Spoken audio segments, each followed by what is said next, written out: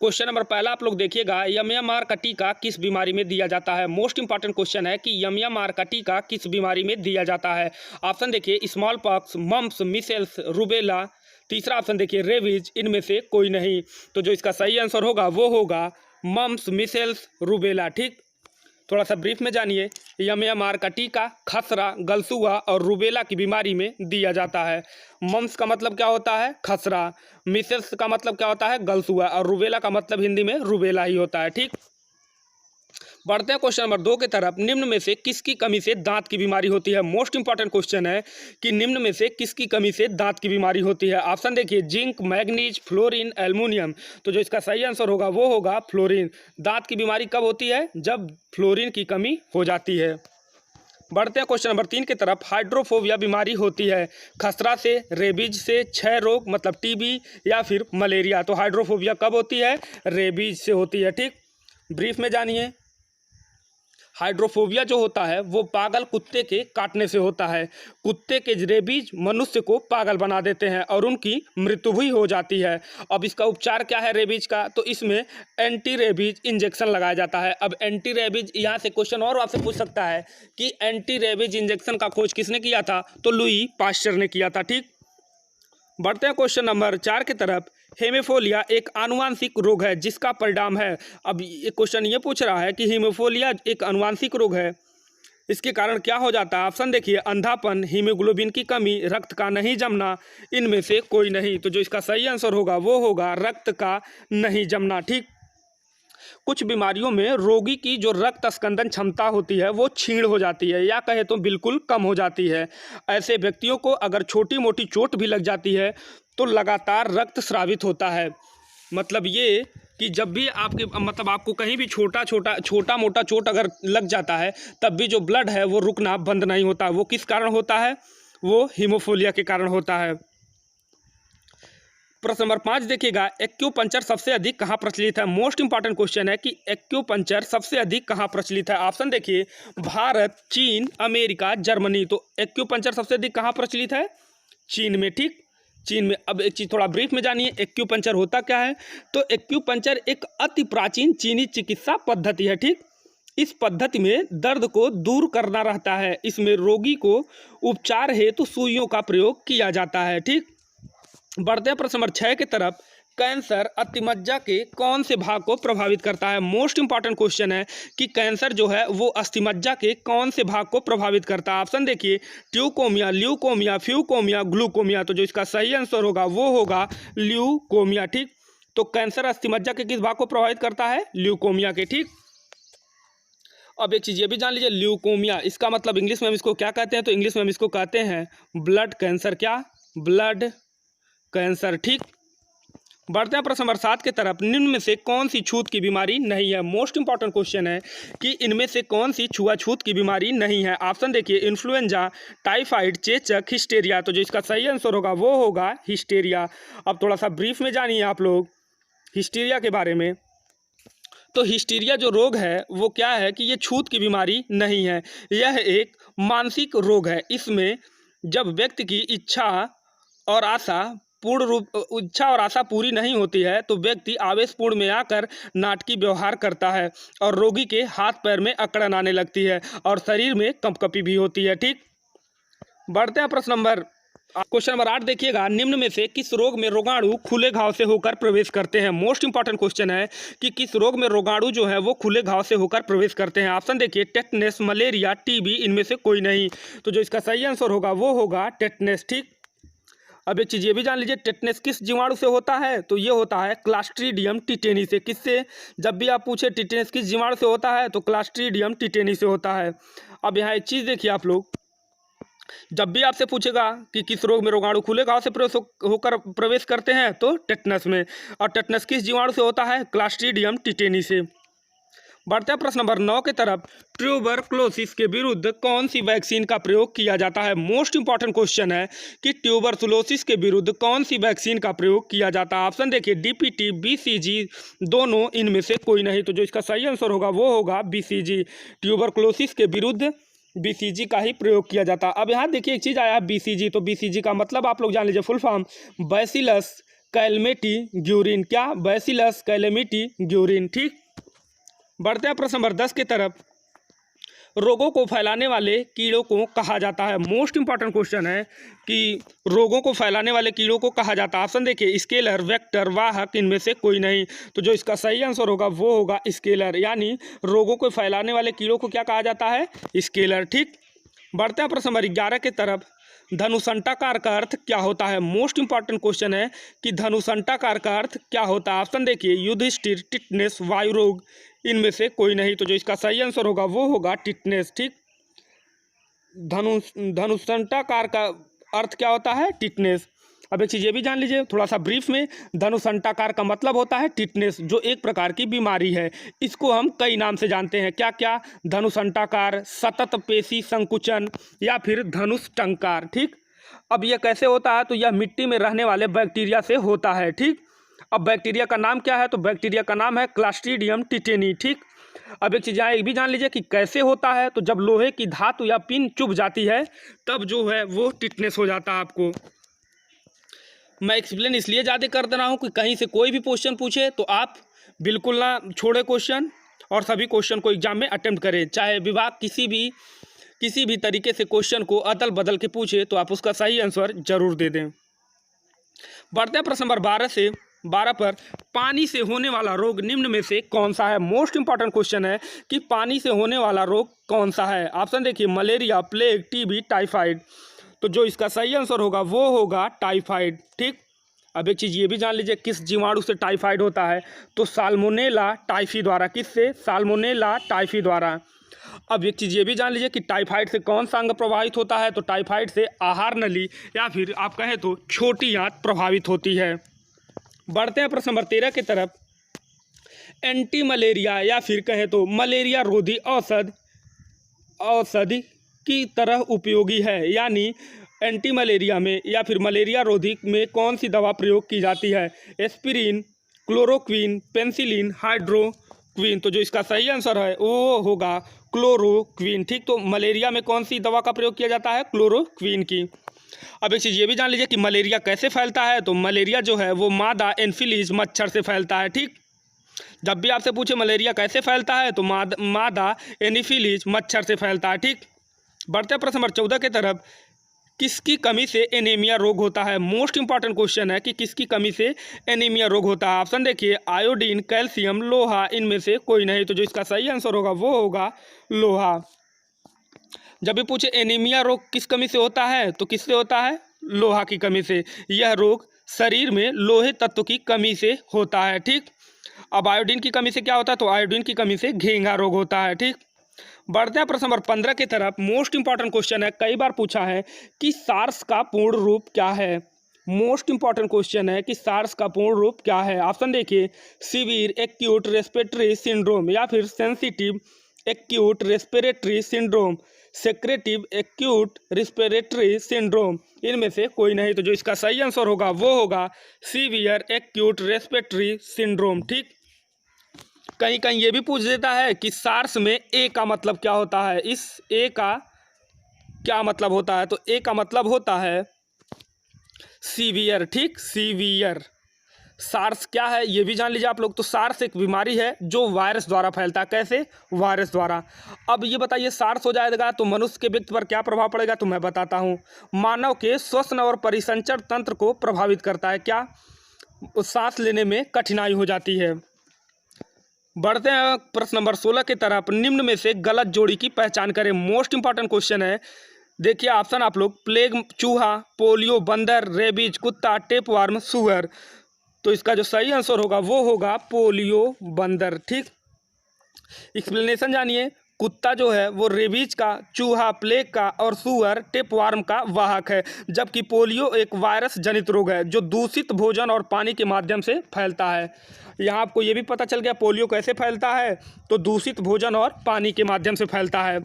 बढ़ते हैं प्रश्न नंबर 17 की तरफ। एपिडर्मिक रोग संबंधित है। मोस्ट इंपॉर्टेंट क्वेश्चन है कि एपिडर्मिक रोग संबंधित है। ऑप्शन देखिए, गला, त्वचा, कान, नाक। तो इसका जो सही आंसर है वो होगा त्वचा। ठीक, एपिडर्मिक रोग त्वचा में होता है। इस रोग में त्वचीय संक्रमण होता है।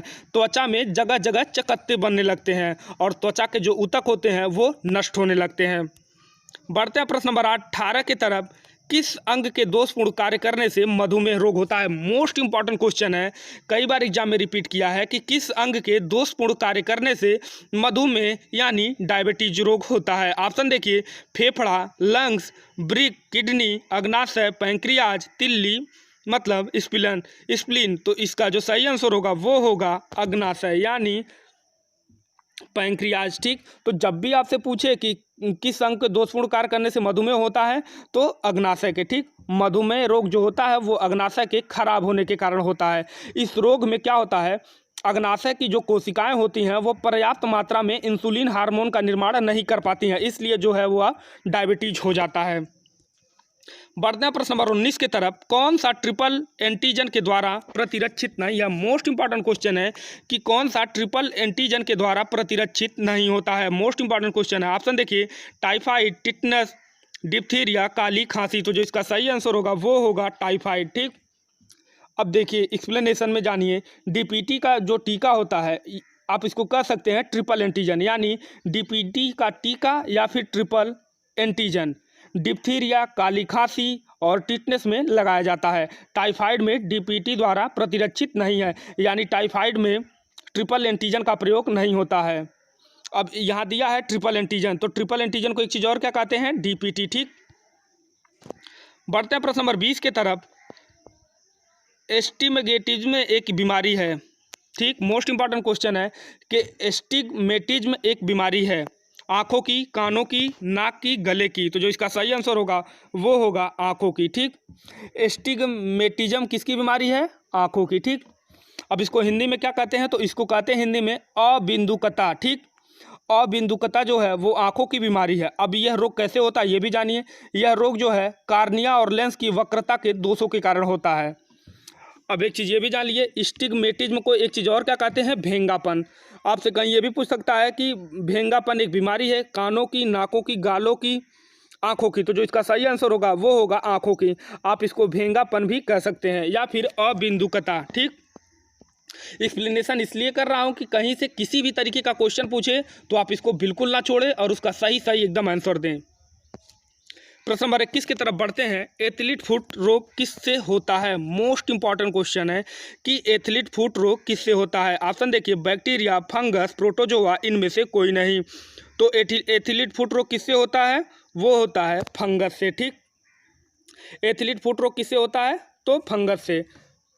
अब ये भी जान लीजिए कि किस फंगस से होता है, तो ये होता है ट्राइकोपाइथान फंगस से। किससे, ट्राइकोपाइथान फंगस से यानी कवक से।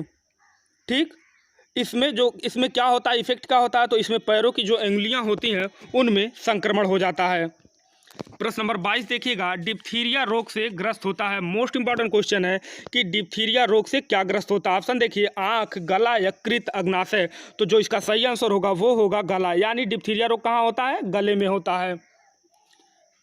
अब ये भी जान लीजिए कि डिप्थीरिया रोग जो है वो कार्निबैक्टीरियम डिप्थेरिया नामक जीवाणु से होता है। डिप्थीरिया रोग किस जीवाणु से होता है, तो कार्निबैक्टीरियम डिप्थेरिया नामक जीवाणु से होता है। अब इसमें क्या होता है, तो इसमें सांस लेने में कठिनाई हो जाती है और दम भी घुटने लगता है व्यक्ति का।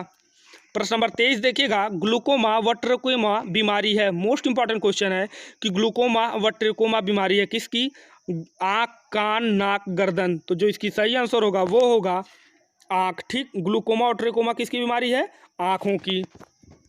बढ़ते हैं प्रश्न नंबर 24 की तरफ। निम्न में से कौन सी बीमारी टीकाकरण यानी वैक्सीनेशन द्वारा नियंत्रित नहीं की जा सकती है।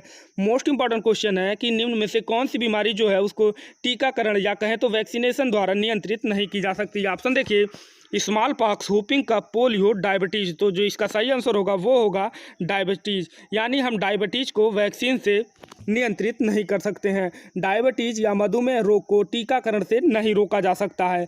इस रोग में क्या होता है कि रक्त में ग्लूकोज की जो मात्रा होती है वो बढ़ जाती है।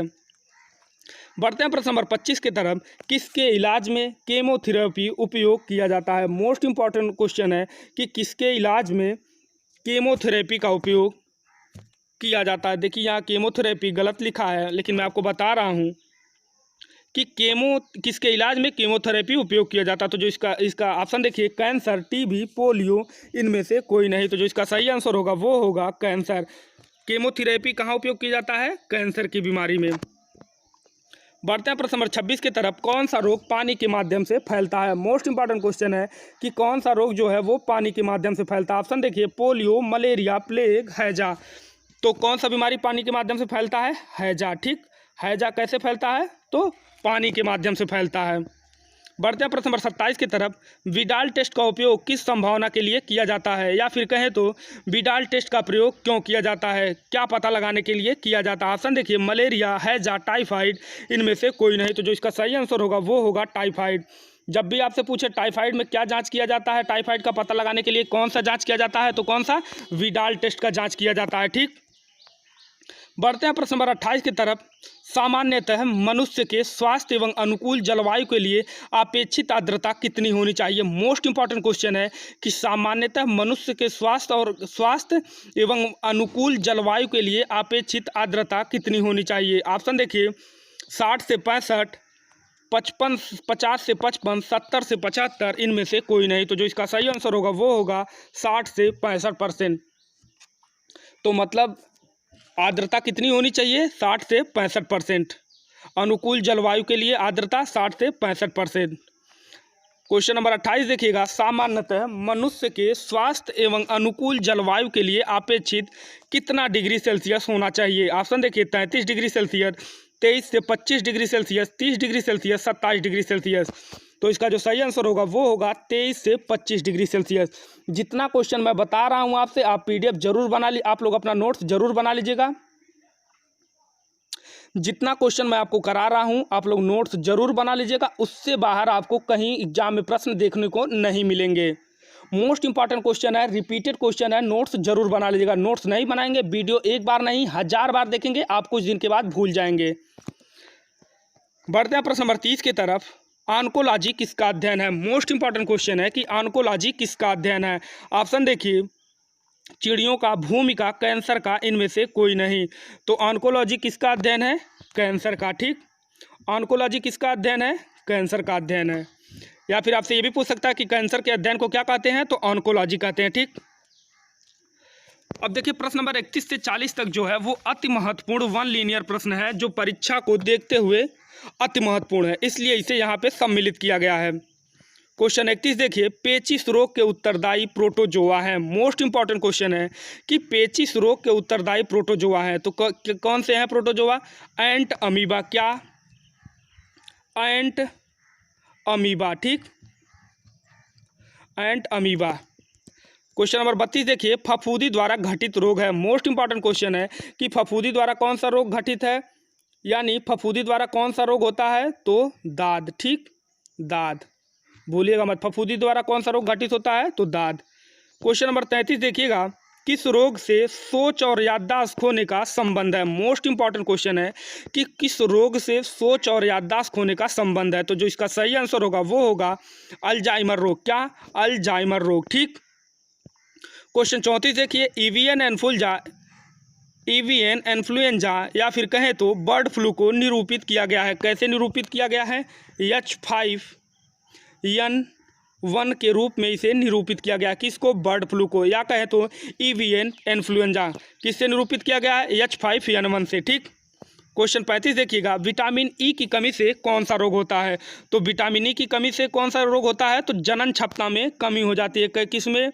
जनन क्षमता में कमी हो जाती है। ठीक, जनन क्षमता में कमी हो जाती है। क्वेश्चन नंबर 36 देखिए, विटामिन ए की कमी से कौन सा रोग होता है? तो विटामिन ए की कमी से कौन सा रोग होता है? रतौंधी होता है। क्या होता है? रतौंधी होता है। किससे? विटामिन ए की कमी से। ठीक, प्रश्न नंबर 37 देखिए, मनुष्य की आंखों को स्वस्थ कौन सी विटामिन करता है? मोस्ट इंपॉर्टेंट क्वेश्चन है कि मनुष्य को आंखों को स्वस्थ कौन सा विटामिन करता है, या फिर कहे तो मनुष्य की आंखों के लिए जरूरतमंद विटामिन। तो इसका जो सही आंसर होगा वो होगा विटामिन ए। कौन सी विटामिन? Vitamin A. ठीक, अब यहाँ ये भी जान लीजिए कि जब विटामिन ए की कमी रहेगी तो आपको रतौंधी आएगी। प्रश्न नंबर 38 देखिए, रिकेट्स एक बीमारी है। मोस्ट इंपॉर्टेंट क्वेश्चन है कि रिकेट्स एक बीमारी है, किसकी बीमारी है? तो रिकेट्स किसकी बीमारी है? ये है हड्डियों की, किसकी? हड्डियों की बीमारी है। अब ये भी जान लीजिए आप कि किसकी कमी से होता है। तो रिकेट किसकी कमी से होता है? विटामिन डी की कमी से होता है। ठीक। प्रश्न नंबर 39 देखिए, मवेशियों में अर्गोटिज्म रोग होता है। मोस्ट इंपॉर्टेंट क्वेश्चन है कि मवेशियों में अर्गोटिज्म रोग होता है, किसके द्वारा होता है? तो कवकों के द्वारा होता है। मोस्ट इंपॉर्टेंट क्वेश्चन है, जब भी आपसे पूछेगा कि मवेशियों में अर्गोटिज्म रोग होता है तो कैसे होता है? कवकों द्वारा होता है। प्रश्न नंबर 40 देखिएगा, इन्फेलाइटिस किस संघ को प्रभावित करता है? मोस्ट इंपॉर्टेंट क्वेश्चन है कि इन्फेलाइटिस किस संघ को प्रभावित करता है। तो जो इसका आंसर है आप लोग कमेंट बॉक्स में दीजिएगा। अगर आप लोग नहीं बताते हैं तो कल मैं अगली वीडियो में ज़रूर बताऊंगा। अगर वीडियो अच्छा लगा हो तो चैनल को लाइक, शेयर और सब्सक्राइब जरूर करिएगा। बेल आइकन भी प्रेस कर लीजिए ताकि वीडियो का नोटिफिकेशन रोज आपको मिलता रहे। छोटा चैनल समझ के इग्नोर बिल्कुल ना करिएगा। यहाँ जो वीडियो आपको प्रोवाइड कराई जाती है वो आपको कहीं नहीं मिलेगा। Daily 1 video question from direct exam. मिलते हैं कल फिर एक नए वीडियो के साथ। तब तक आप बने रहिए GS Only के साथ।